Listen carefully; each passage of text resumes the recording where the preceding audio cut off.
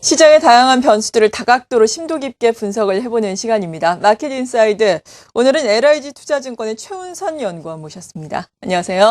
네, 안녕하세요. 네, 미국의 재정절벽 협상안이 의회를 통과했다라는 소식으로 코스피가 단숨에 어제는 2030선까지 올라갔습니다. 오늘 조정을 받긴 하지만 그래도 2000선 위에서 양호하게 움직이고 있는 상황인데요.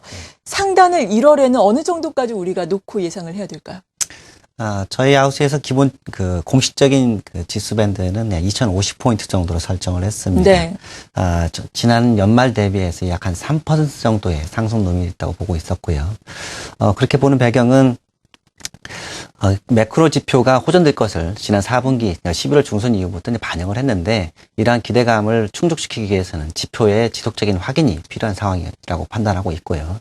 그리고 연초에 1월 효과가 있습니다만, 미국의 채권 만기와 더불어서 재정 협상 이후에 정부 부채, 연방 부채 상한선 연방선 상향에 대한 합의라든지, 그리고 연방 재정 적자에 대한 자정 축소 프로그램을 어떻게 이월시키거나 아니면 그 속도를 둔화시키는 그런 정치적인 합의 이슈 부분이 다시 부각될 수 있다고 판단하고 있고요.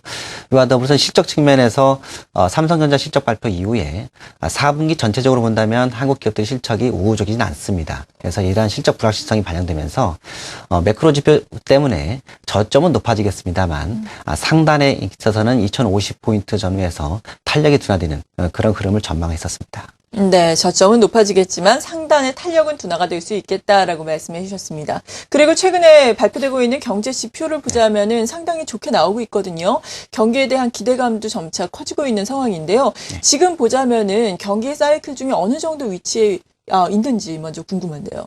저희 하우스에서는 지금 한국 주식시장 한국 경기에 대해서 경기 순환 사이클 측면에서 본다면은 한국 경기 순환 사이클이 먼저 나왔던 사이클의 저점이 2009년도 1분기였습니다. 그리고 최근에 나타나는 경기 순환 사이클의 저점으로 저희들이 전망할 때는 아직 확인되고 여기에 대해서는 확정되는 상황은 아닙니다만 현재 2012년도 4분기가 이제 저점이 될 걸로 보고 있고요.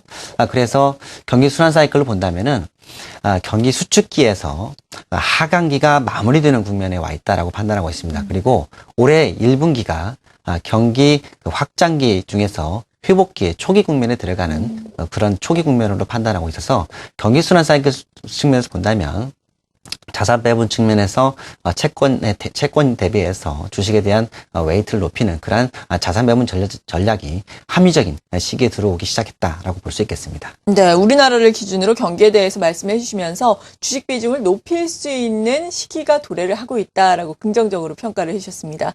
이렇게 대외적인 변수들을 보자면은 물론 아직까지는 불확실성이 앞서 짚어주신 것처럼 남아있지만 그래도 전반적인 환경이 좀 우호적으로 변하고 있는 것 같기는 한데요. 수급상으로 보자면은 이 프로그램 매수 차익 잔고 청산 가능성도 있고 또 뱅가드 펀드 이야기도 지난해부터 계속해서 나오지 않고 있습니까? 네. 이러한 부분이 좀 부담은 되지는 않을지 걱정인데 어느 정도로 봐야 될까요?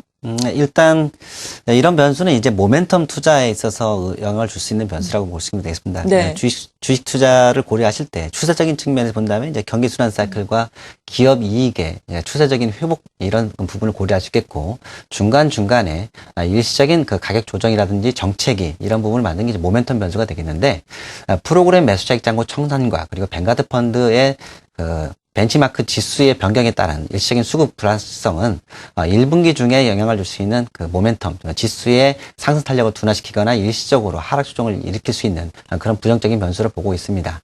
대신 프로그램 매수차익 잔고 청산의 경우에 일시적으로 1월달과 2월달 부분에서 영향을 줄 수 있겠습니다만 3월 옵션 만기, 3월 파생 상품 만기 이후에는 영향력이 제한될 걸로 보고 있고요. 그리고 뱅가드 펀드 청산의 경우에는 현재 뱅가드에서 제시하는 그 흐름이 주간 기준으로 약 4% 그리고 25주 동안 한국 MSCI 이머징에 편입된 한국의 비중을 축소하는 그런 안을 발표를 했습니다. 그래서 주간으로 그 뱅가드 펀드 관련해서 매물화될 수 있는 금액은 최저 3천억에서 최대한 4천억 정도로 국내 주식시장이 충분히 흡수할 수 있는 수준이기 때문에 이 부분에 대해서도 과도하게 우려할 사항은 아니겠고요.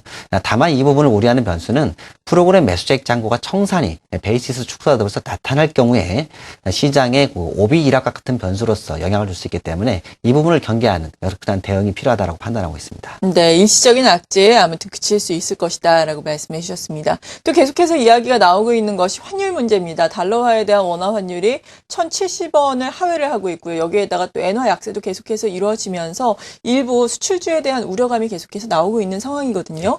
이런 환율 변동성에 따른 경기에 미치는 영향 그리고 이 기업들에 미치는 영향은 어떻게 보십니까? 환율 변동성이 경기에 미치냐는 제한적인데요. 예. 오히려 이제 그 1990년대 이후의 경기 순환 사이클을 본다면은 원화 가치가 상대적으로 절상되는 구간이 결국은 수출 경기 회복과 더불어서 경상수지가 흑자를 기록하고 이러한 흐름들이 이제 국내에 자금이 유입됐기 때문에 자연스럽게 로컬 통화인 원화 가치가 상승하게 한다는 그런 흐름으로 이해할 수 있겠습니다.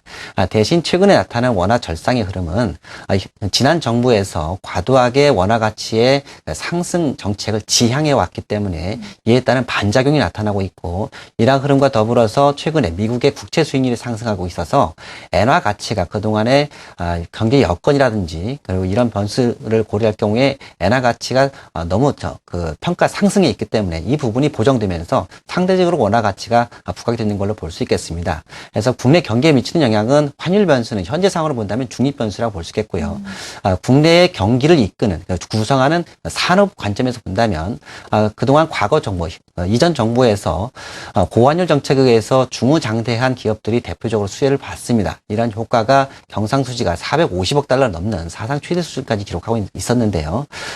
올해의 경우에는 이런 부분이 보정되기 때문에 내수 서비스 산업 그리고 소비재 관련 쪽 이런 부분들이 오히려 원화 절상 때문에 수혜를 보는 그런 국면이 나타날 걸로 보고 있습니다. 따라서 국내 경기를 이끄는 주체 또한 내수 소비와 관련된 서비스와 소비 관련 산업들이 중심축에 올해는 들 걸로 보고 있고요.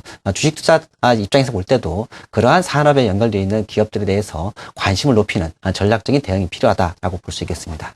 네, 경기에는 좀 중립적인 변수가 될 것이고 산업별로 미치는 영향은 다르겠지만 그래도 긍정적인 쪽을 좀 보자라고 말씀해 주셨습니다. 내수와 서비스 같은 경우에는 긍정적으로 작용할 수 있겠다라고 말씀해 주셨네요.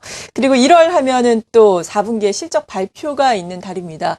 이 4분기 실적 같은 경우에는 우리가 어느 정도의 눈높이를 맞추면서 예상을 해야 될까요? 지금 4분기 컨센서스가 하향 조정됐습니다만 네. 일부 그 소재와 산업 쪽에서는 그 추정치가 좀 더 하향될 걸로 보고 있습니다. 그리고 이와 더불어서 올해 2013년도 전망치가 지난 연말에 있어서 하향 조정이 못했는데요. 이번 4분기 실적과 더불어서 이런 부분들이 하향 조정되면서 어닝 모멘텀 측면에서 본다면 소재 산업재에 관련된 쪽들의 경우에는 어닝 모멘텀이 약하게 형성될 걸로 보고 있겠고요. 그리고 이제 자동차 관련 산업의 경우에도 원화 절상과 더불어서 매출 성장 모멘텀이 둔화되기 때문에 자동차 산업과 관련된 기대치를 낮추는 그런 효과가 있을 걸로 보고 있습니다.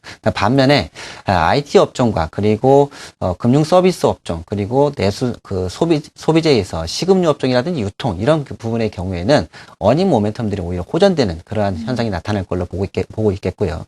그래서 이익을 4분기 전체적으로 이익을 본다면은 전체적으로 보면은 어닝 모멘텀은 둔화되는 쪽으로 볼 수 있겠고 부분별로 본다면은 앞서 말씀드린 그런 개선되는 기업들의 경우에는 오히려 실적 관점에서 재평가를 받는 그런 현상이 나타날 걸로 보고 있습니다.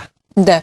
그리고 이 거래소 시장도 거래소 시장이지만 코스닥도 최근에 좀 호전을 보이면서 코스닥 중소형주에 대한 기대감도 높거든요. 이 시장은 어떻게 봐야 하는지 그리고 전반적인 투자 전략은 어떻게 세워야 하는지 마지막으로 정리를 해주시죠.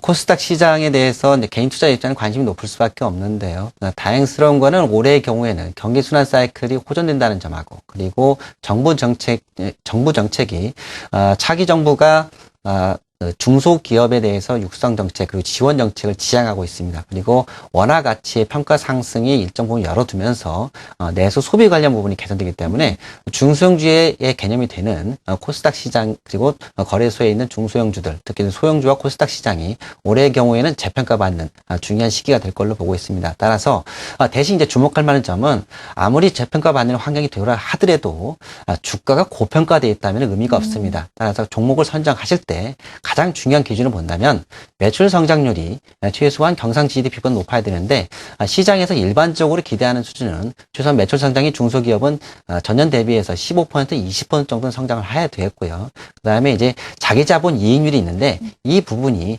최소 15% 정도 이상을 형성하는 기업이라면 주가 조정기를 이용해서 올해의 경우에는 코스닥을 포함한 소형주에 대해서 비중을 확대하는 전략이 매우 유익할 걸로 보고 있습니다. 네, 잘 알겠습니다. 주변 변수들 다각도로 분석을 하면서 효과적인 투자 전략도 세워봤습니다. LIG 투자증권의 최훈선 팀장이었습니다. 고맙습니다. 네, 감사합니다.